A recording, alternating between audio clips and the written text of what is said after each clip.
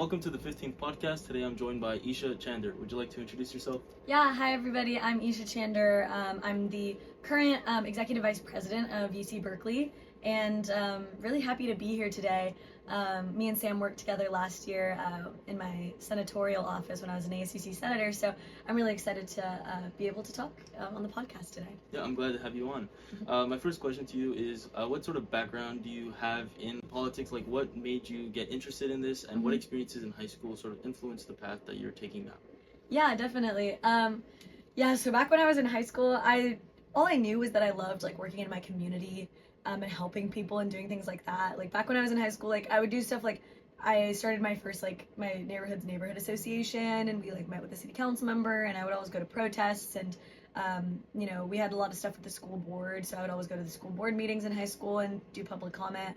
And I just knew that like being able to have a voice and influence policy in my local community was something that drove me to want to study like the intersection of law at college. And I always thought like, oh, law is like the thing to do because I'm good at reading, writing, whatever, and I was just thought like, okay, that's the path. Like I'm gonna go to college and then I'll go to law school, and like hopefully I'll be able to help people through law school. But since being at Berkeley, I've actually like really found that like political organizing is something that I've just been drawn more and more to in public service work, and I've done a lot of like professional internships and just like work on the Berkeley campus regarding political organizing, political consulting, and public service in general. And I just love being able to work in teams of people that care about doing creative programming to celebrate. We just had our Berkeley Bazaar on Sproul yesterday, so like community events and meeting with administrators to make student life better, at least marginally, for people on campus. So I guess in the future that's just kind of something I'm drawn to. Awesome. So coming to Berkeley, how'd you get your foot in the door and being able to be in these spaces where you could make change? That's a great question, actually, because it very much was daunting at first. Like I remember I like came on campus and I was like, I don't know what to do. I was in ASB in high school, like, okay, ASUC sounds like kind of like what ASB was, and I was like, I remember I like didn't know what office to apply to, like what to do, and I ended up just like filling out an application for an ASUC office my freshman year, and I met so many like wonderful mentors that had been at Berkeley for 3-4 years, and knew a lot about the campus, and they taught me so much about how to use the systems that we have to make student life better and advocate for things that students care about, like both on campus and also like lobbying in Sacramento and at the statewide level and lobbying to the UC regions and stuff like that. Awesome. So can we talk a little bit about your role as being vice president of the ASUC? And at first, let's talk about how did campaigning look like? Oh my gosh, campaigning was very intense. I think it's because Berkeley, like, I love how much our students care about campus life, and so that's why I think like student elections here are such like a central like talked about situation when they're happening. So it was very like just always kind of like meeting with communities and learning what they wanted to do. And I'm really hoping that through all those experiences of campaigning, like I'm able to execute the things that people want to see from campus in the role, because I really just think being in this role is about bridging like grassroots needs and activism with the institutions that are sometimes very slow moving, and kind of being that bridge between the two entities so that we can actually get stuff done and get new policies passed and move things along the university. Like we just had a QT Plus town hall a couple weeks back with the Vice Chancellor of Equity and Inclusion, and we talked about gender inclusive restrooms on campus, how to centralize resources better. So campaigning was very intense, very long days, lots of talking to people, but I think it was also such a great like experiential learning thing where I got to interface with so many different parts of the campus and learn about what was important to people. So it was very fulfilling. Well, you've mentioned before that you were a senator before becoming vice president. Yeah. So what does that difference look like? Yeah, I mean, it's really cool because the way that I've been trying to do it is sort of a continuation of the advocacy we started last year, but also making sure that we're doing all the operational elements of the executive vice president role. So I like to think of it as kind of having like two arms, and luckily we have like a staff of 95 students that are all super that are all super passionate about making student life better, and so everyone kind of gets to have their role in the collective mission of the Vice President's office. So like on the advocacy side of things, really just working on projects that we started last year. We got so much grant funding last year to do like student services projects, like we're doing a feasibility study of the cost of putting dishwashers in the student union for reducing single-use plastics. We're doing a program in Unit 3 to give students free laundry stipends and see if it, improves their experience in the dorms, and just stuff like that. And we're continuing things like Berkeley Bazaar, like I mentioned earlier, and other programming events that kind of help foster inclusivity on campus and all that type of stuff. And so I've really loved being able to continue that advocacy arm, because like I kind of was saying earlier, like the ACC can really be an institution for those types of things. But then also an additional component of the EVP role specifically is kind of being the chief operating officer of this nonprofit, because the ASUC is a 501c3, and so a lot of it is just making sure like everyone is set up to do their roles effectively and maintain the cohesion of the association. So it's a lot of just making sure, okay, are our commissions all good, are our senators all good, and also working with like external partnerships, because I do a lot of commercial activities, and like I just met with the Wall Street Journal recently because we have to re-sign our contract with them. So it's really fun because I feel like I know a lot about the ASUC through all my time in here, and so I'm able to sort of help people understand our association and represent it better to external organizations, and also just work more cohesively together. So I've really appreciated both being able to do the operational side of my job and also continue the advocacy from the Senate term last year. Awesome. So what's it like being a student and having to juggle being like such an important leadership role? I mean, I'm not like crazy important. I do love my job though. I think it's like so fulfilling, and I just love being EVP. And it's very difficult because it is very time consuming.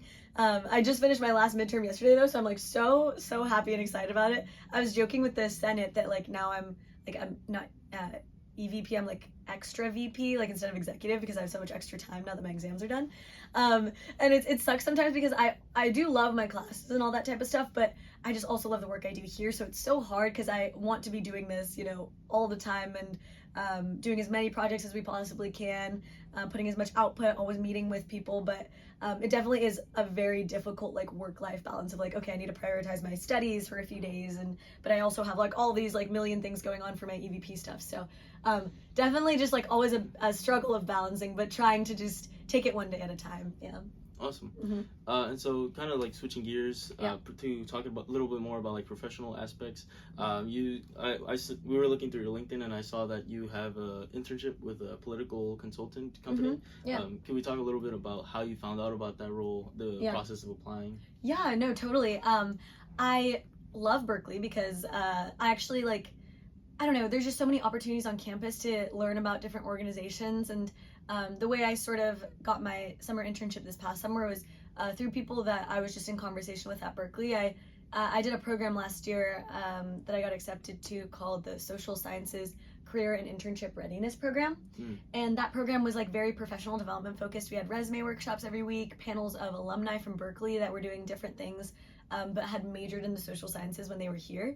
And so through that, I learned about, through one of those like, alumni connection opportunities, I learned about the company that I ended up applying to, and, just standard interview process. And I'm really grateful that I got the opportunity to go there, because I also like wasn't sure, because there was like a couple different, I could have gone to DC with Cal in the Capitol, or like the program also would have sponsored like a internship abroad. So I was thinking about that, but I'm very grateful I was able to work in Los Angeles this summer and learn about a lot of like California state politics issues.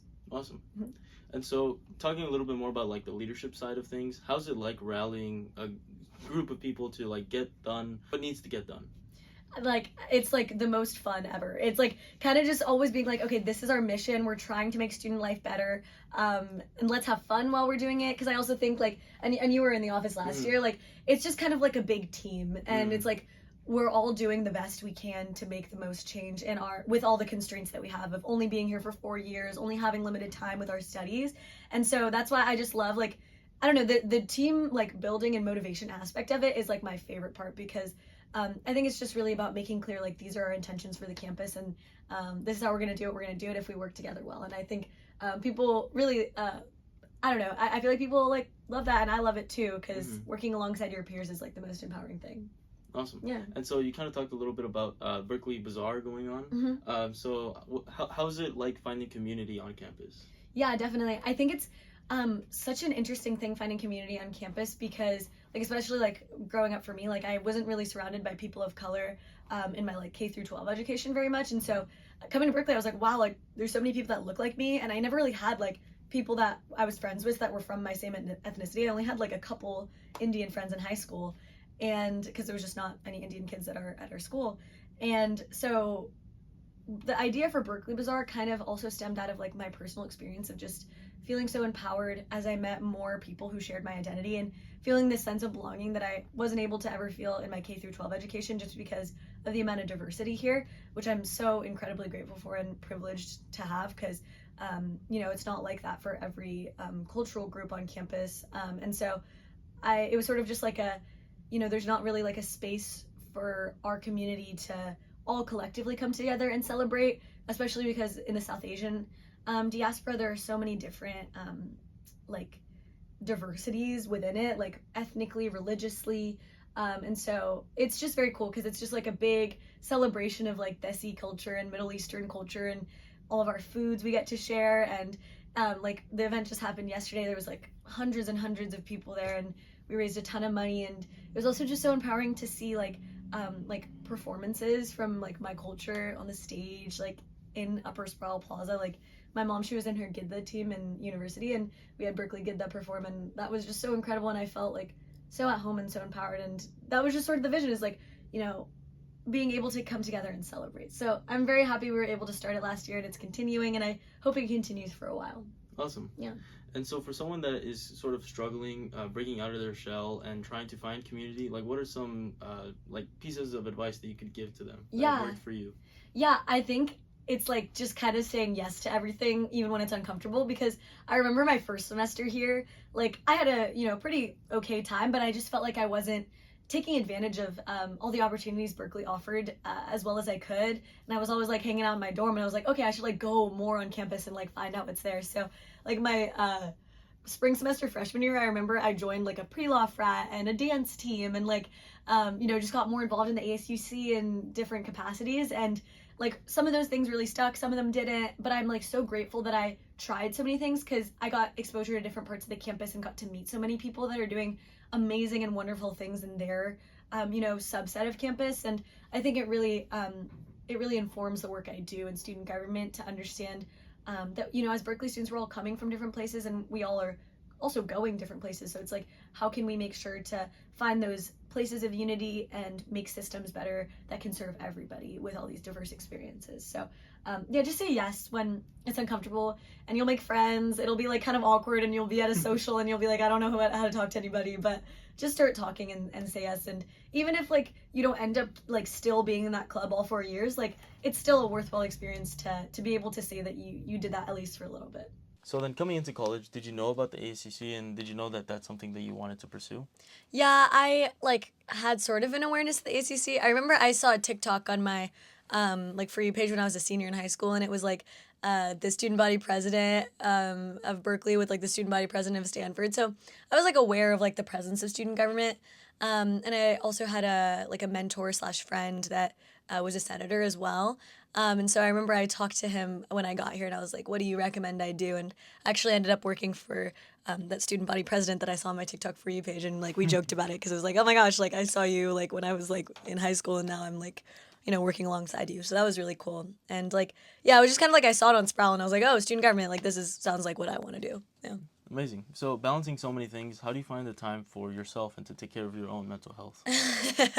It's a great question. I fear that I like don't have like the best answer because I think this is definitely like, I'll admit, like an area of personal growth for me. I feel like I'm never prioritizing my own like health and taking space away from all the stuff I'm doing. And so I'm definitely still a work in progress with that. But kind of like I was saying earlier, like just taking it one day at a time, finding the small joys when you can, especially when things start to get really stressful and overwhelming.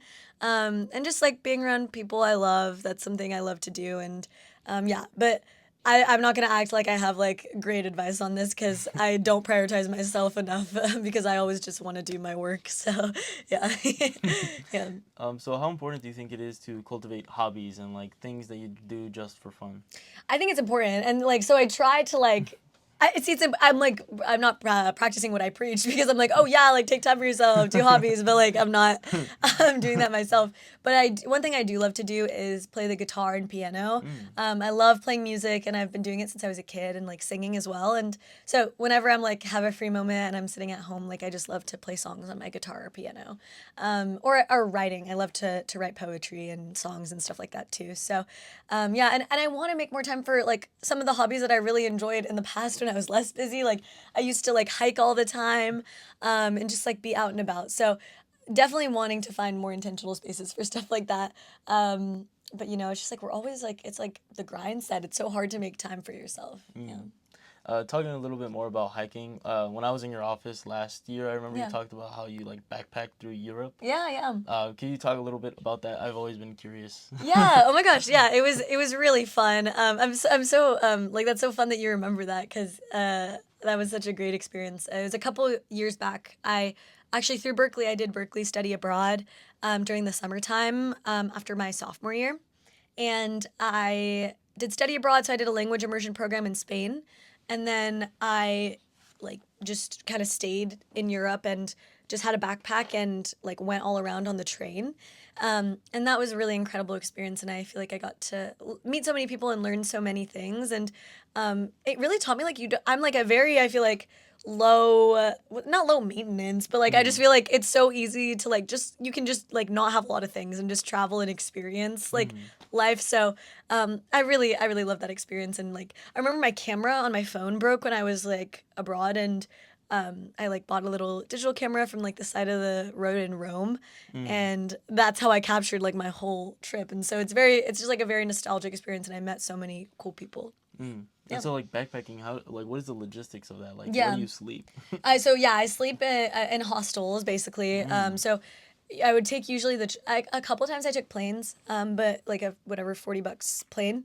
But a lot of the time I just used my Eurail pass, and I went on the train to different cities. I went to 9 countries total, and I booked hostels wherever I went. So a hostel is kind of like it's like the cheapest option of how to stay in different places, and you're like in a room full of bunk beds, and there's just like a bunch of other travelers there too. And usually there's like a little privacy curtain, which is nice. But yeah, and then you just have like a locker under your bed, and that's where you put your backpack. And so you just sleep, and you have to like rent a towel for like $1 if you want to shower and stuff like that. So and like whatever, I had to do laundry along the way as well. I think my favorite hostel I stayed at was in this like mountain town in Switzerland. And I was just kind of like hanging out alone there and walking around the mountains and stuff. So that was really fun. Wow, how'd you even get there, like to the mountains? It was really hard. It was so many trains. Like it was like, but luckily the Eurail pass, so the trains were like no cost because I had the pass.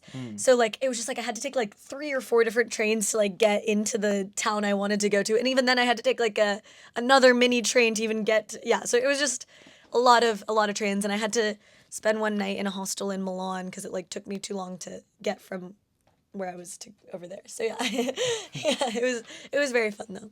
How was it like communicating?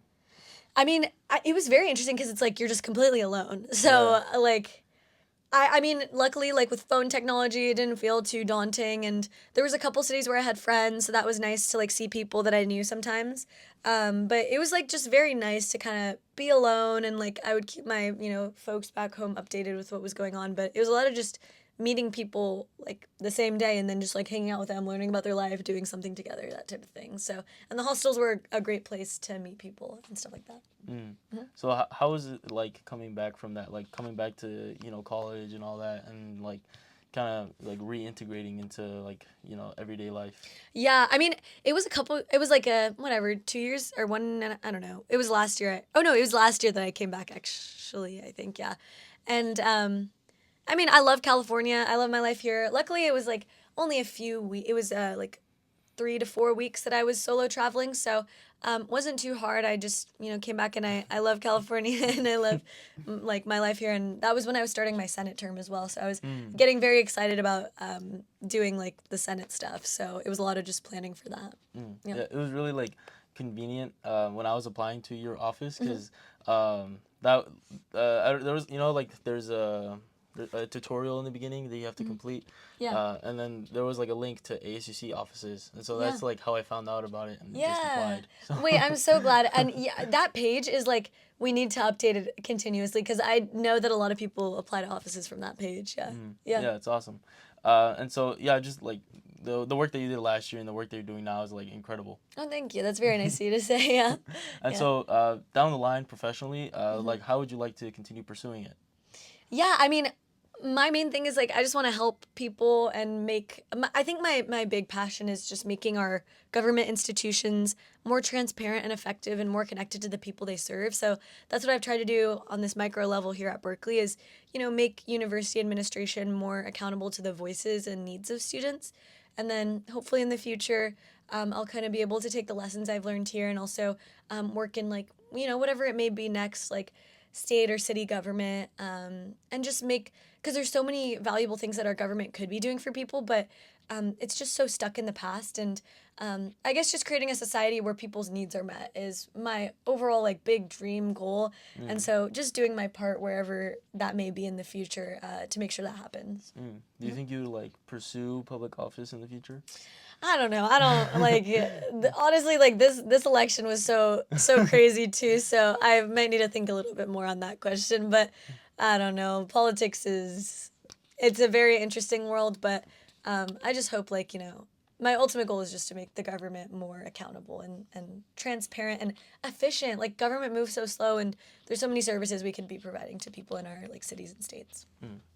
And when we were campaigning, we were meeting in a sorority house. Are you in a sorority? Yeah, I am. Okay, cool. So how is that like being in Greek life? Yeah, honestly, it's been such a great, it's like one of those things that I was saying earlier that I just kind of tried that I didn't really expect to do.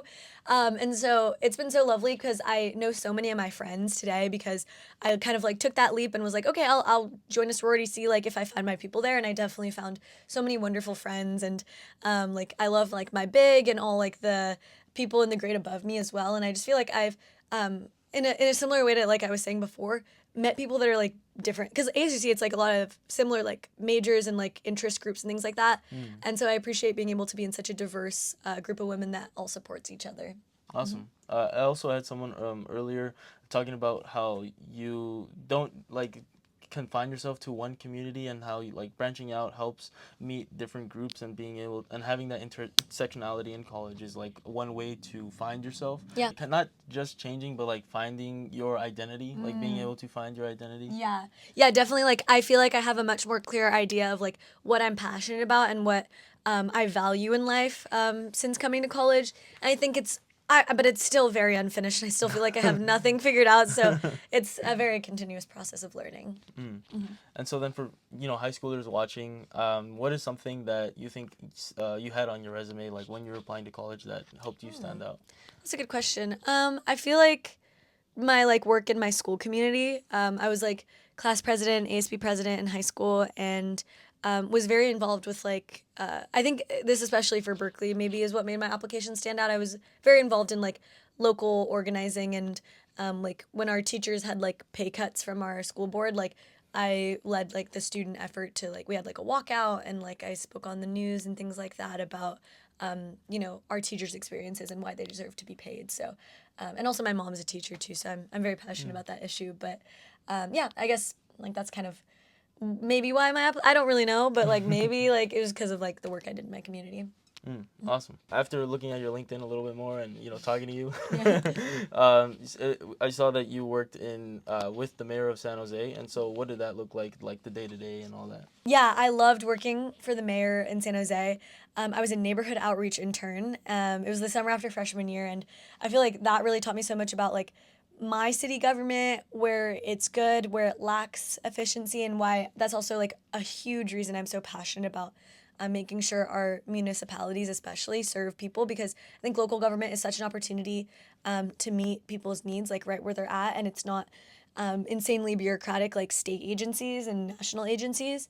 And so a lot of my job consisted of just like responding to people's emails and like going to local libraries where the mayor was doing budget talks about his budget proposal, and doing like literature distribution on the east side of San Jose, to tell people about like their waste management options and things like that. So I think that work of like connecting people to government directly and interfacing with them directly was very empowering, and it's why I love and I want to do that work in the future again. Awesome. So talking about work and work that you're doing now as the EVP, what are some projects that you're working on, and what does that look like? Yeah, like I was saying earlier, the laundry stipend project is one I'm super proud of.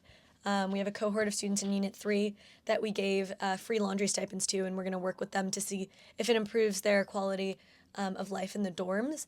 And then the $20,000 project we're doing in the student union to figure out the cost of implementing dishwashers to reduce single-use plastics.